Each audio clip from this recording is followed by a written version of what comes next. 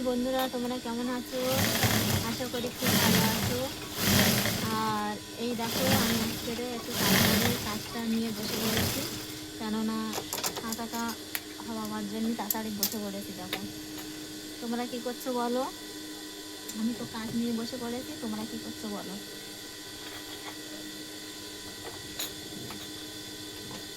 কি করবো বলো, বেকার বসে না থেকে কাজ করছি।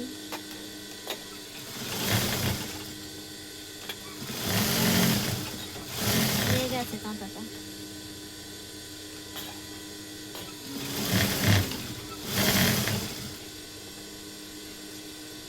আমার একটা মাটির কাঁটা, এটা হয়ে গেছে।